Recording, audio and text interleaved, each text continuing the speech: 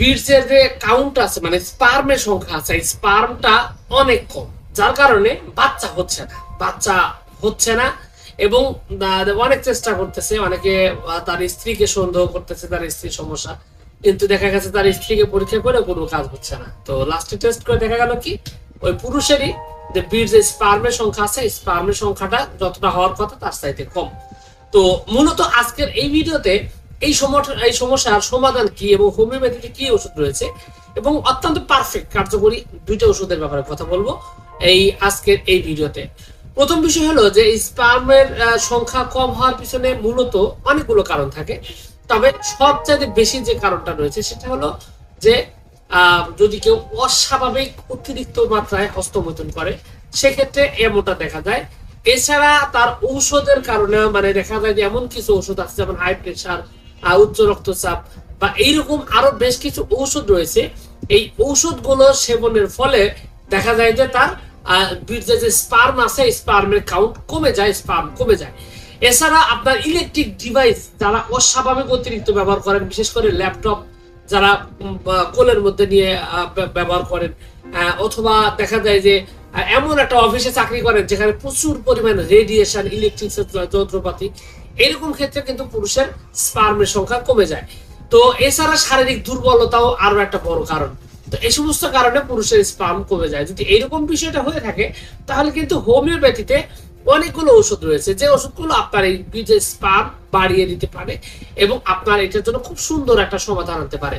তো এটার জন্য সর্বপ্রথম যে ওষুধটার ব্যাপারে আমি কথা বলবো তার নাম হলো অ্যাগনেস কাস্ট। মূলত এই ওষুধটা ওই সমস্ত লোকদের যারা অস্বাভাবিক অতিরিক্ত মাত্রায় হস্তমৈথুন করেন, স্বপ্নদোষ হয়েছে অথবা মানে প্রচুর পরিমাণে ক্ষয় হয়েছে, এখন দেখা গেছে যে ঠিক মতো মানে বীর্যের কোয়ালিটিটা ভালো নাই, পাতলা হয়ে গেছে, ঘন ঘন প্রস্রাবে জ্বালা পোড়া, এই সংক্রান্ত বিষয়াদি তার মধ্যে আছে।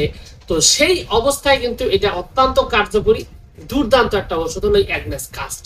এবং এই অ্যাগনেস কাস্ট নিয়মিত সেবনের ফলে দেখা যায় যে তার বিশেষ কাউন্ট যেটা রয়েছে এটা আস্তে আস্তে বাড়তে থাকে।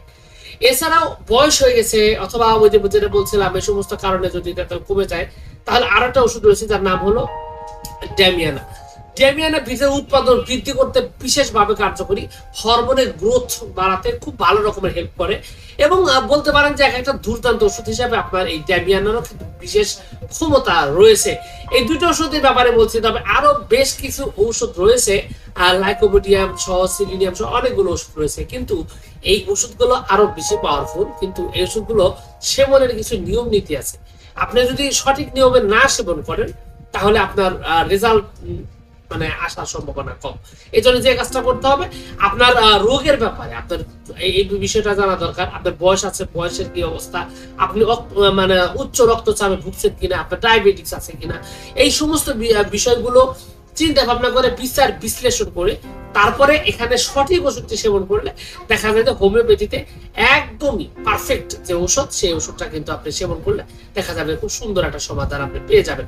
তো যাই এখন বিষয়টি হলো যে আপনার এই ওষুধগুলো আপনি যদি আপনার রোগের অবস্থা মানে যদি না বুঝতে পারেন বা না ধরতে পারেন তাহলে অবশ্যই আমি বলবো একজন অভিজ্ঞ হোমিওপ্যাথিক ডাক্তারের সাথে কথা বলেন এবং কথা বলে আপনার রোগের ব্যাপারে ডিটেলস বর্ণনা দেন, তারপরে বর্ণনা দিয়ে সঠিক মাত্রায় সঠিক ওষুধটি সেবন করেন, তাহলে দেখবেন যে দ্রুত আপনার এই সমস্যাটা সমাধান হয়ে গেছে। তো যাই হোক, সবকিছু মিলে এইটুকু ছিল আজকের ভিডিও। আশা করছি পুরো তথ্যগুলো আপনার কাছে অনেক অনেক বেশি ভালো লেগেছে। আর যদি লেগে থাকে অবশ্যই ভিডিওটিতে একটু লাইক দিন, আর চ্যানেলে যদি প্রথমবার এসে থাকেন অবশ্যই চ্যানেলটি সাবস্ক্রাইব করবেন। কোনো প্রশ্ন, কোনো মতামত, কোনো অভিযোগ থাকলে সরাসরি কমেন্টস করতে পারেন। তো ভিউয়ার্স, আপনাদের সকলকে অনেক অনেক ধন্যবাদ। আসসালামু আলাইকুম রহমতুল্লাহ।